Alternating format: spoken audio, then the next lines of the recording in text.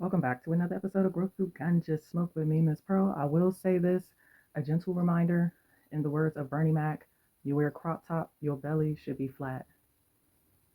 While y'all are out there working on your wigs, I hope you're out there working on your motherfucking waistline. This episode is called Red Balloon and it comes from Charlie XCX from Off the Home soundtrack. This is my perspective on those YouTube shorts, Pop the Balloon. Those little shorts go hard as fuck. It's really kind of addictive to watch. Like I might watch like 3 or 4 back to back, depending on what it says. The view of seeing us actually put forth that effort really makes me happy. It's like hope. Like it may look like a little bit of hope, but any little bit of hope we can get for our community in regards to repairing relationships between man and woman, we need all the little bits of hope that add up to a lot of bits of hope. This girl, she told the dude, she was telling dudes like, "Oh, I popped your balloon because I don't care for the afro look," and I'm like, bitch, if you wasn't wearing another woman's hair right now, you would have that same look. And that's crazy how we hate our natural hair that much that we hate the natural hair of the men in our community. Welcome back to another episode of Growth Through Ganja Smoke with me, Miss Pearl. I will say this, a gentle reminder, in the words of Bernie Mac, you wear a crop top, your belly should be flat. While y'all are out there working on your wigs, I hope you're out there working on your motherfucking waistline. Got lashes with a 55-inch waist. Why? This episode is called Red Balloon and it comes from Charlie XCX from Off the Home soundtrack. This is my perspective on those YouTube shorts, Pop the Balloon. I'm sure that they're probably longer episodes, but I don't really have that much time to invest in watching a full episode. It's a little too much drama for me. Those little shorts go hard as fuck. It's really kind of addictive to watch. Like I might watch like 3 or 4 back to back, depending on what it says. Because scrolling and all of that, or clicking on your TV, all of that can be very addictive. The view of seeing us actually put forth that effort really makes me happy. It's like hope. Like it may look like a little bit of hope, but any little bit of hope we can get for our community in regards to repairing relationships between man and woman, we need all the little bits of hope that add up to a lot of bits of hope. Seeing that, like, it doesn't give me reality TV vibes. Um, I really feel like those connections are genuine, whether they like each other or whether they don't. Now, when they get to frying each other, they be going hard sometimes. That should be funny as shit. And quite a bit of it I do understand, but what makes it even funnier is when they slow down the reactions of the other contestants or the other people on the show, and then like the person step forward and look to their left or to their right to see what the person look like, and then they play their little music, and then the host, like, she can't fake any of her facial reactions to anything. She can't fake nothing. That's what makes her actually perfect for that show. I really like her vibe. Of course, I don't care for the wig or the lashes, but I like her style. I really like her complexion. I really feel that she's a perfect fit for that show. She asks the right questions.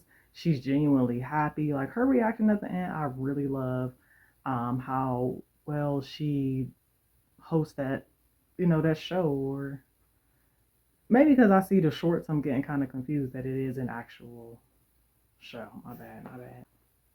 Now, when they be frying each other and they be going back and forth, or when some female come in there thinking that her sugar honey iced tea don't stink.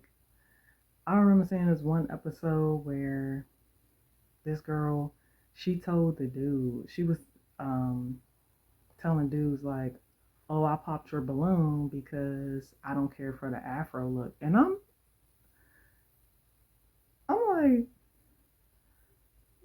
bitch, if you wasn't wearing another woman's hair right now, you would have that same look.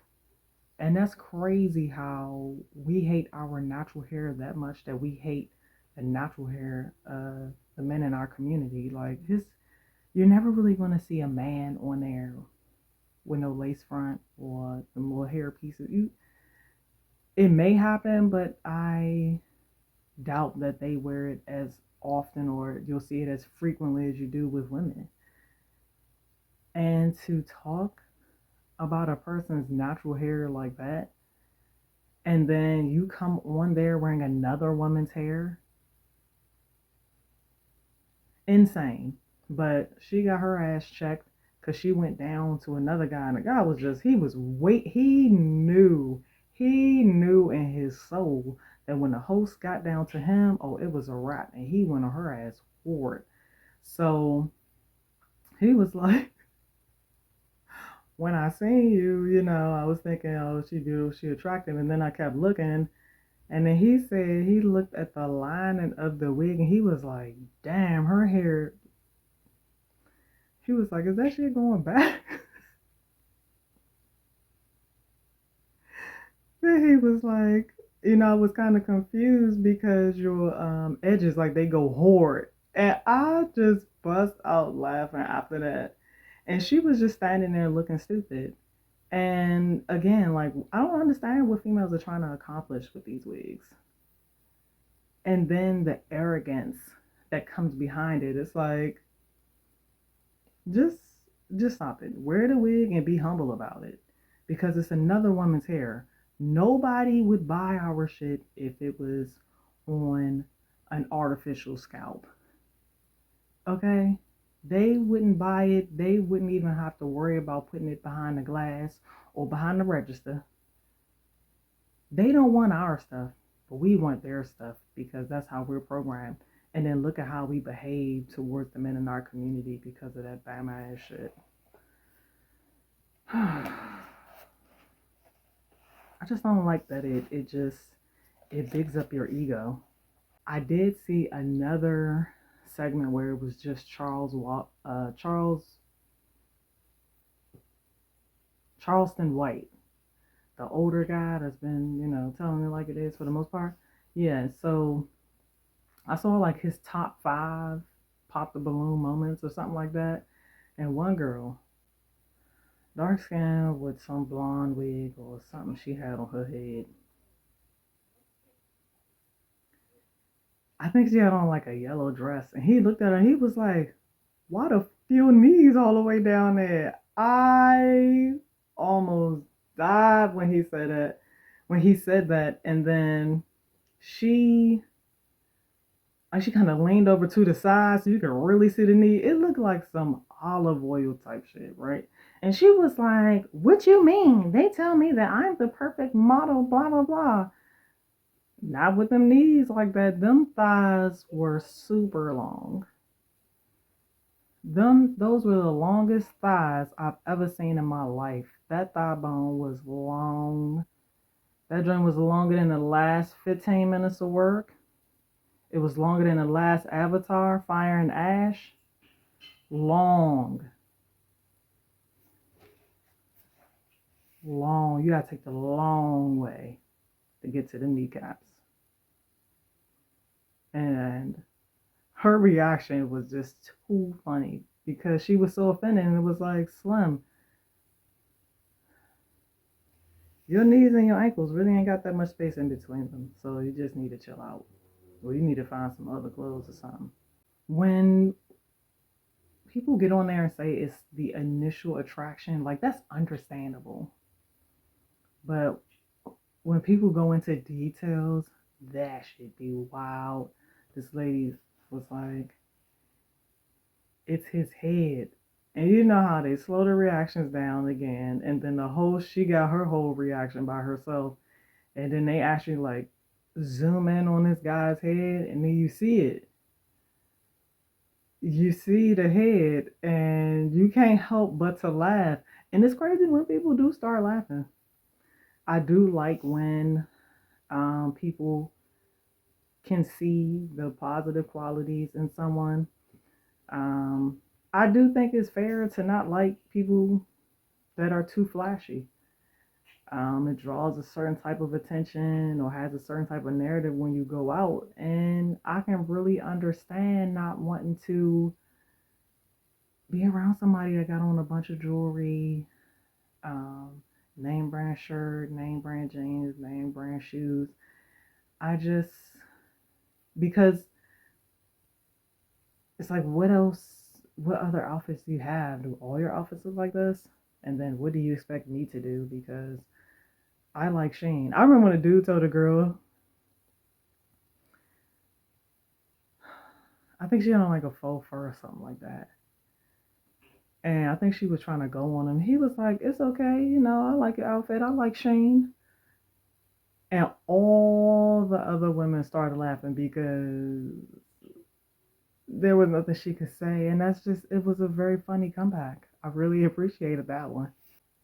When people do actually make connections on there, I wish we could like get an update to see how things are going.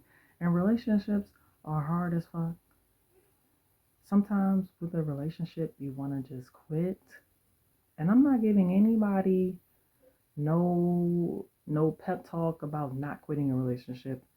If that shit is fucking up your energy, if that shit is not going the way that you need it to go, so that things are fair on both ends, get the fuck out that relationship and go somewhere where you're evenly yoked.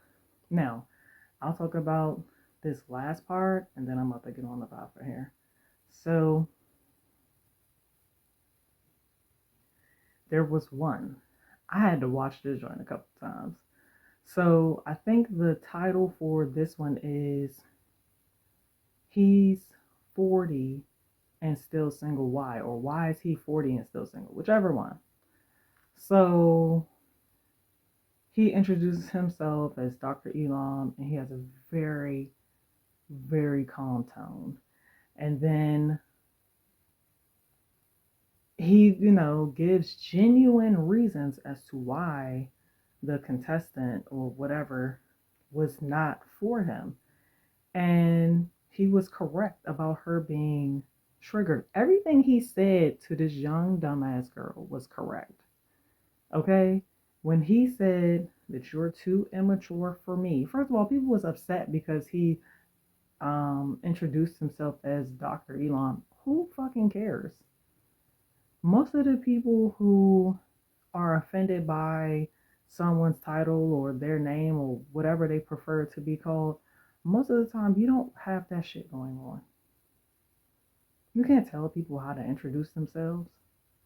And it's crazy when people get made fun of by their real names on the show. But hey, that's a whole nother thing. So he's telling her, he's like, you can't teach me nothing. You can't help me with my finances. You can't add any value to my life. You can't show me anything really because you're just not there. And the thing is, he wasn't even being rude about it. His tone never changed. And everything that came out his mouth was a fact. Everything about this girl. Because she was young, she was indecisive, and she's one of them girls where she thinks she a little too pretty. And it's like she looked like a thumb sucker, honestly. She looked like she's still in her 20s sucking her thumb. If she's not doing it during the day, she's at least doing it at least about 20, 30 minutes before she go to bed. At some point in time of the day, she's sucking that thumb. She seemed like the type where she will lick the sauce. She'll suck her thumb. She'll suck sauce off her thumb while eating just so that she can have whatever feeling or whatever sensation it brings. She just looks like a thumb sucker. People were calling the guy like narcissistic and all of that, but he never disrespected her. And then towards the end of his spiel, she tried to act like she was carrying him, like, next, on to the next. He had already tried to have her move, move on to the next guy or whatever, but she's the one who stopped him because she was so damn triggered that she wanted to use that opportunity to carry him back or to shoot him off back. He had already was like, no, we're done. This is it. We don't really have much to talk about because You don't add any value to what I already have going on. And I'm not saying that you'll never do it. I'm just saying that's not who you are right now. And that's okay. I'm just going to wait on the next person. And you can move on to the next person. No, because you're saying that I can't. Like everything she said proved his point. That's a whole man. She's still bits and pieces of a woman. She's still putting her story together. However, that's about to turn out. His shit is already together. It would just make sense for him to have a woman who's already where he is or already on that same path that could come through and, sprinkle the salt and sugar where it needs to go. But hey, if you haven't seen any of them, just look up uh, pop the pop the balloon, and you can learn some stuff too. You can learn some stuff about other people by just watching just the shorts. You can learn how other people think. You can learn how other people view the people in their community.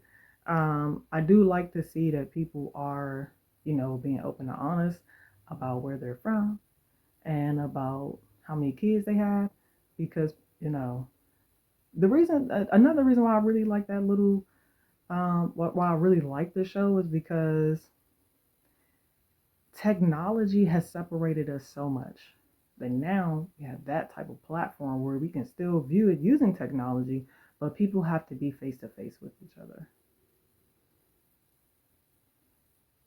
Which means that this ain't Instagram, this ain't Facebook dating, this ain't none of those other ones, POF. I don't really know the other ones. I forgot about them. It's been so long. I forgot about those. POF. I don't know. I'm permanently banned from POF. As soon as my face shows up in one of the pictures, they ban me. So it is what it is. Ain't no fish on there for me anyway. But it's okay. I don't know. Maybe you got something from it. Maybe you didn't. Maybe be back next week. Maybe you won't. This is my daughter's birthday weekend, so I'm pretty busy. Went to the Monster Truck Jam. That shit was tight yesterday. And I'm gonna spend the rest of my weekend just putting this together and putting this out.